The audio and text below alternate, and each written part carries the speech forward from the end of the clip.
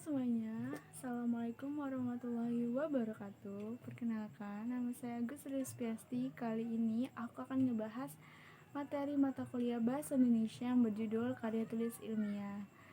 Nah, materinya ini aku akan ngebahas secara detail. Yang pertama itu ada pengertian karya tulis ilmiah, lalu ada ciri-ciri dan jenis karya tulis ilmiah. Yang ketiga ada syarat dan metode penulisan karya tulis ilmiah, dan keempat ada sikap ilmiah dalam penulisan karya tulis ilmiah, dan yang kelima ada sistematika atau kerangka penyusunan karya tulis ilmiah.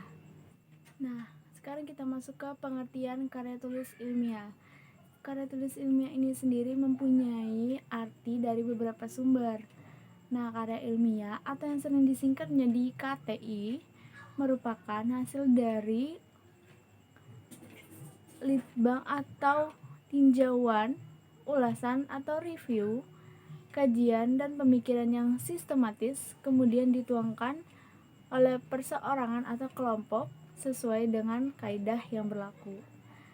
Lalu yang kedua, karya tulis ilmiah terdiri dari dua kata, yaitu karya dan tulis, yang mempunyai arti karya adalah suatu pekerjaan dan hasil perbuatan ciptaan, sedangkan tulis adalah huruf atau angka yang dibuat dengan pena bersurat yang sudah disetujui, yang ada tulisannya KBBI. Lalu yang ketiga ada karya tulis ilmiah merupakan tugas akhir mahasiswa berupa laporan studi kasus atau hasil penelitian baik secara mandiri dengan bimbingan dosen sebagai persyaratan memperoleh derajat gelar ahli pedoman penulisan karya 2 ilmiah. Nah, ini yang kedua ada ciri-ciri dan jenis karya tulis ilmiah. Yang pertama kita akan bahas ciri-ciri dari karya tulis ilmiah. Yang pertama ada objektif, yang kedua ada netral, sistematis, logis, menyajikan fakta, bukan emosi ataupun perasaan. Dan yang keenam ada tidak pleonastik. Dan yang ketujuh bahasa yang digunakan bahasa ragam dan formal. Nah, sekarang kita masuk ke jenis dari karya tulis ilmiah itu sendiri. Yang pertama itu ada laporan penelitian, ada makalah, ada artikel, ada skripsi, tesis, dan disertasi. Sekarang kita masuk ke syarat dan metode penulisan karya tulis ilmiah. Nah, sebuah karangan ilmiah perlu disusun dengan memperhatikan syarat-syarat. Yang pertama, kita harus menampilkan fakta objek secara sistematis. Yang kedua, penulisannya cermat, tepat, dan benar, serta tulus, tidak memuat terkaan. Dan yang ketiga, itu harus direncanakan berdasarkan terkendali secara konseptual dan prosedural. Yang keempat, tidak mengejar keuntungan secara pribadi. Yang kelima, tidak memuat pandangan-pandangan tanpa pendukung. Yang keenam, menggunakan bahasa ilmiah. Yang ketujuh, karangan ilmiah tidak emotif. Yang kedelapan, tidak memancing pertanyaan-pertanyaan yang bernada keraguan. Yang ke-9 tidak persuasif, dan yang terakhir atau yang ke-10 tidak melebih-lebihkan. Metode penulisan karya ilmiah adalah suatu cara untuk melaksanakan secara sistematis dan objektif yang mengikuti langkah-langkah menulis karya ilmiah. Yang pertama, kita ada melakukan observasi dan definisi masalah dan tujuan. Yang kedua, menyusun hipotesis. Yang ketiga, menyusun rancangan penelitian. Yang keempat, melaksanakan percobaan berdasarkan metode yang direncanakan. Yang kelima, melaksanakan pengamatan dan mempelajari data-data. Yang keenam, menganalisis dan menginterpretasikan data. Yang ketujuh, kita merumuskan kesimpulan atau teori. Yang kedelapan, melaporkan hasil dari penelitian karya tulis ilmiah. Sekarang kita masuk ke sikap ilmiah dalam penulisan karya tulis ilmiah. Yang pertama, kita mempunyai sikap rasa yang ingin tahu.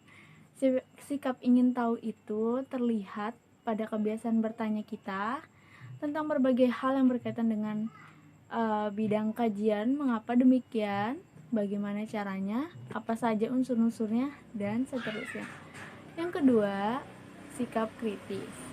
Sikap kritis ini terlihat pada kebiasaan mencari informasi-informasi sebanyak mungkin berkaitan dengan bidang kajiannya untuk dibanding-bandingkan kelebihan dan kekurangannya, kecocokan atau tidaknya, kebenaran atau tidaknya, dan sebagainya.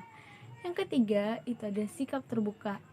Sikap terbuka ini terlihat pada kebiasaan mau mendengarkan pendapat, argumentasi, kritik, keterangan orang lain walaupun pada akhirnya pendapat, argumentasi, kritik, dan keterangan orang lain tersebut tidak diterima karena tidak sepaham dan tidak sesuai dengan kita.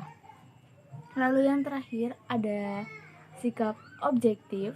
Sikap objektif ini terlihat pada kebiasaan menyatakan apa adanya tanpa diikuti perasaan pribadi. Lanjut, ada sikap rela menghargai karya orang lain. Nah, sikap rela menghargai karya orang lain ini terlihat pada kebiasaan menyebutkan sumber secara jelas, sekiranya pernyataan atau pendapat yang disampaikan memang berasal dari pernyataan atau pendapat dari orang lain. Lalu ada sikap berani mempertahankan kebenaran. Nah, sikap ini menampak pada ketegaran membela fakta dan hasil temuan lapangan atau pengembangan walaupun bertentangan atau tidak sesuai dengan teori atau dalil yang ada.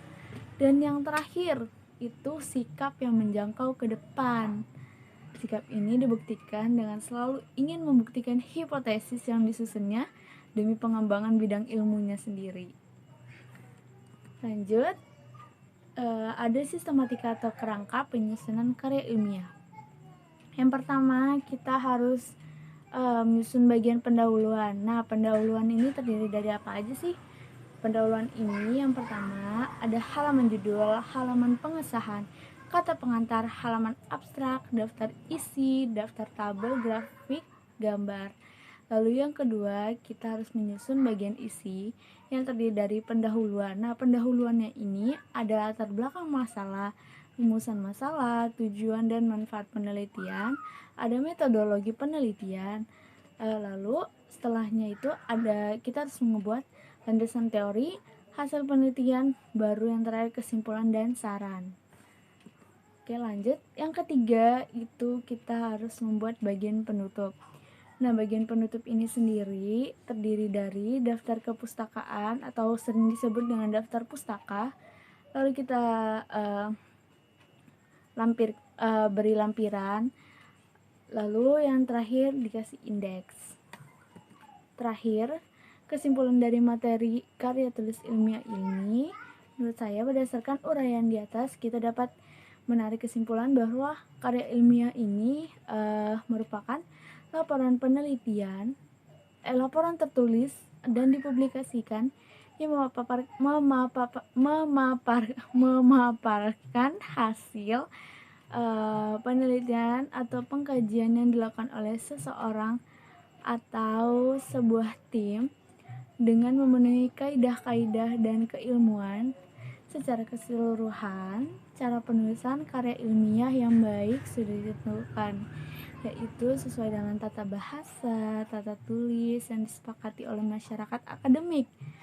Adapun yang masuk ke dalam hasil pengkajian, kami meliputi masalah penelitian, tujuan, metode kajian teori, objek data, variabel, dan hasil penelitian. Jadi, sekian dari materi aku kali ini yang berjudul karya tulis ilmiah. Semoga bisa dapat dipahami. Mohon kurang dan lebihnya mohon dimaafkan. Assalamualaikum warahmatullahi wabarakatuh. Terima kasih.